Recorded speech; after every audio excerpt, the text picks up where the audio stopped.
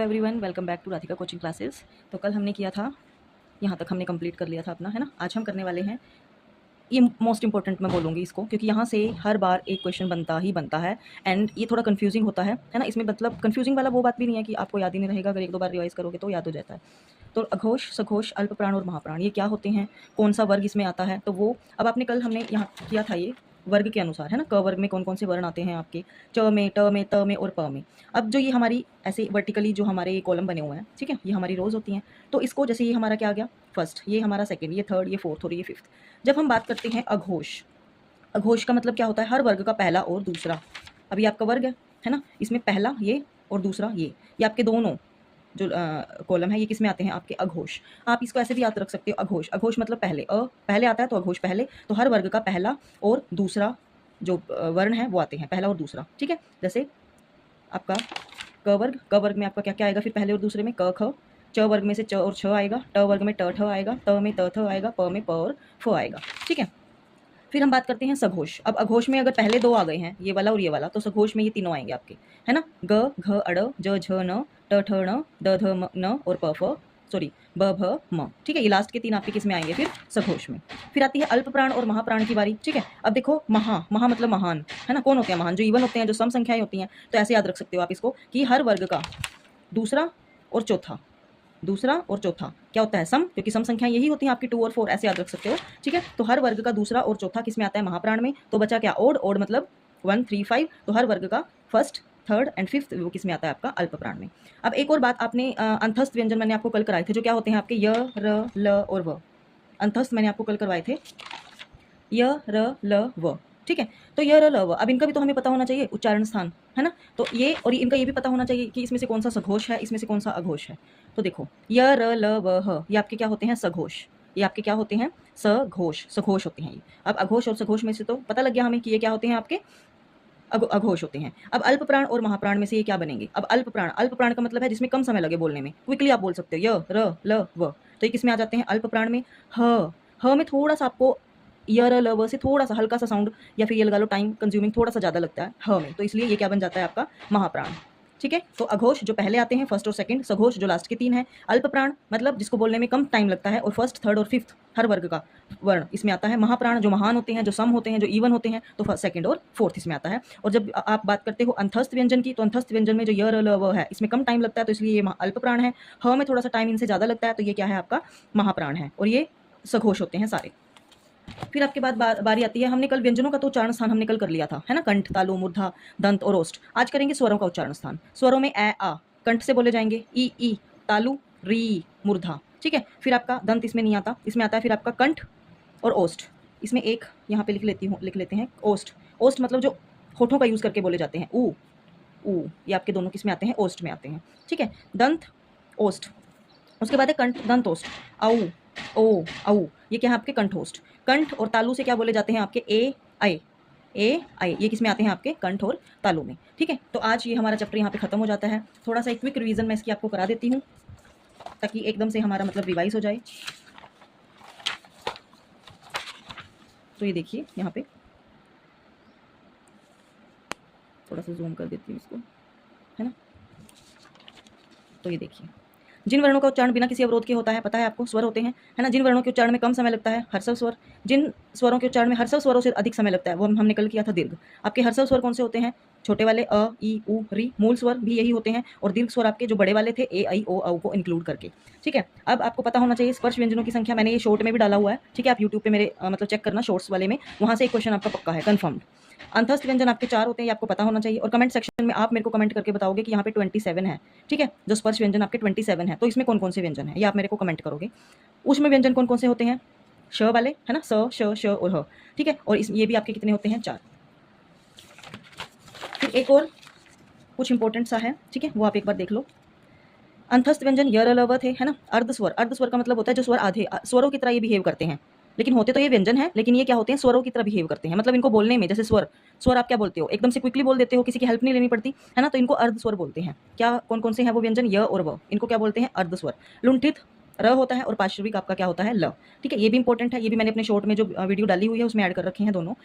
ल नहीं है उसमें, आप ल अगर आप नोट्स बना रहे हैं तो आप ल को ऐड ऑन कर लेना। बाकी मैंने लुंठित उसमें मेंशन किया हुआ है, लुंठित व्यंजन र और पाश्विक व्यंजन आपका ल। लुंठित को ही प्रकंपित भी बोलते हैं, ठीक है। ये आप हमने कर लिया। और जो आपके हर वर्ग का लास्ट वाला अड़, अण, न और म, ये क्या बोलते हैं इनको? नासिक्या, क्योंकि ये नाक से बोले जाते हैं, ठीक है। अब ये मैंने आज आपको करवाई दिया। ए आई इनको क्या बोलते हैं? कंठ तालु। अयोग वह आपको पता है, मैंने कल वाली वीडियो में करवाया था। अंग और अह। हिंदी का श की जो ध्वनि होती है वो कैसी होती है? तालव्य। श कैसा होता है आपका? तालु से बोला जाता है, तालव्य होता है। य र ल आपके क्या थे? अंतस्थ व्यंजन थे, ठीक है। अब आपका ये देखो, ये जो मैंने आपको कल ट्रिक भी बताई थी, है ना, कि कैसे लर्न करना है, इनका उच्चारण स्थान कैसे है, तो वही है। तालु से च वाले लाइन वाले थे, च वाला वर्ग था, मूर्धा से ट वाला था, दंत से त और ओष्ठ से प फ ब फ म। अब दंत ओष्ठ मतलब दांत और ओष्ठ, होठ दोनों का यूज करोगे तो वो क्या है? व। बोल के देखो एक बार, व। तो इसमें आपके दांत और ओष्ठ दोनों यूज हो रहे हैं। स्वर तंत्रीय, स्वर तंत्रीय व्यंजन क्या होता है? स्वर यंत्रीय ह। स्वर यंत्रीय व्यंजन कौन सा होता है? ह, ठीक है। व्यंजन कौन से होते हैं? अब देखो मैंने यहाँ पे आपको एक ट्रिक बताई थी इसको याद करने की। क्या थी वो? कि उष्म, जब आप उष्म बोलते हो मतलब श की साउंड आती है, और श वाले इसमें कौन कौन से हैं आपको दिख ही रहा है फर्स्ट ऑप्शन में, श, क्ष, स और ह। तो आपका आंसर आ गया फर्स्ट, ठीक है। तो नेक्स्ट आपका है, हिंदी के जिन वर्णों का उच्चारण करते समय केवल श्वास का प्रयोग किया जाता है, उन वर्णों को क्या कहते हैं?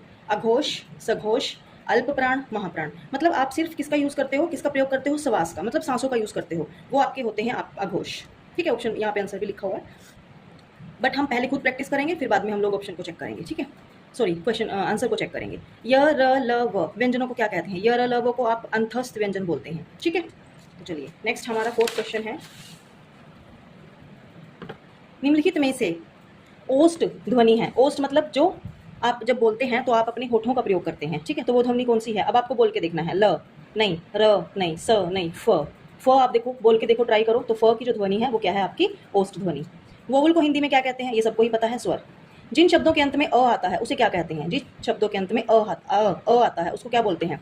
अनुस्वार। अनुस्वार नहीं बोलते, क्यों? क्योंकि अनुस्वार में आपकी क्या आती है? ऊपर चंद्र बिंदु आता है, सॉरी बिंदु आती है, अंक की जो बिंदी आती है ओनली।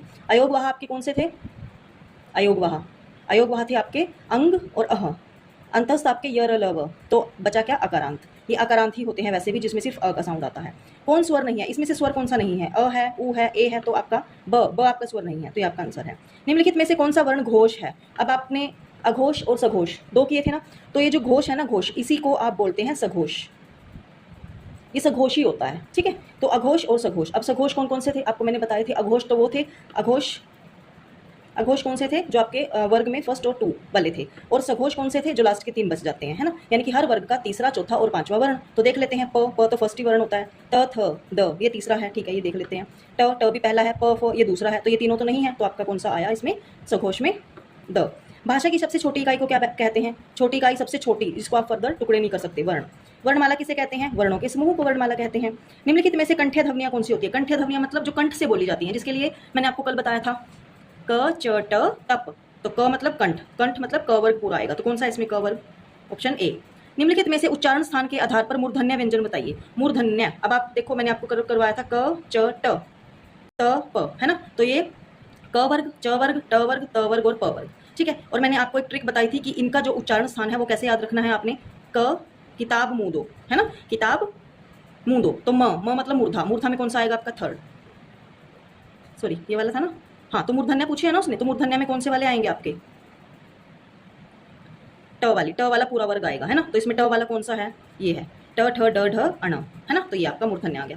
निम्नलिखित में से अल्प प्राण पूछा है, अब आपको कल बताया था मैंने, अल्प प्राण, महाप्राण। अल्प प्राण होते हैं हर वर्ग का कौन सा? तीसरा, पहला, तीसरा और 5वां वर्ण। पहला, तीसरा, 5वां। अब देख लेते हैं, इसमें पहला है, तीसरा है, ये हो सकता है, ये दूसरा है, ये नहीं होगा। त, थ ये दूसरा है, ये भी नहीं होगा। अ, आ ये तो आपके कंठ होते हैं। तो अल्प प्राण में क्या आ गया आपका? सॉरी, फर्स्ट एंड थर्ड इसी में है, तो ये आपका आ गया। निम्नलिखित शब्दों में नवीन विकसित ध्वनियां कौन सी है? नवीन विकसित ध्वनियां का मतलब होता है जो नई ध्वनियां मतलब हुई हैं विकसित। अब आपको पता है कि हमारे इसमें हिंदी में हम इसको ऐसे लिखते हैं, ज, फ, ऐसे पढ़ते हैं इसको कैसे पढ़ते हैं? ज और फ। लेकिन अगर इसके नीचे मैं यहाँ पे ऐसे बिंदी लगा दूँ, इसको नुक्ता बोलते हैं। क्या बोलते हैं इसको? नुक्ता। तो ये बन जाता है ज, फ, है ना, जो आपके अरबी या फिर फारसी भाषा के बन जाते हैं, मतलब ये आगत बन जाते हैं, ये आपके जो हिंदी भाषा के हैं वो नहीं रहते फिर, ठीक है। तो ऐसे ही जो नवीन विकसित ध्वनियां हैं आपकी, वो कौन कौन सी हैं आपकी? ख और ग। क्यों? क्योंकि इनके नीचे आपने नुक्ता यूज किया हुआ है, ये हिंदी की नहीं रही अब। नेक्स्ट है आपका, निम्नलिखित में से घोष वर्ण, घोष बताना है। घोष फिर वही आ गया, घोष मतलब सघोष। सघोष मतलब कौन कौन से आएंगे फिर सघोष में? लास्ट के 3। ख दूसरे नंबर पे आता है, च फर्स्ट है, छ सेकंड है, तो लास्ट में कौन सा बचा? म। निम्नलिखित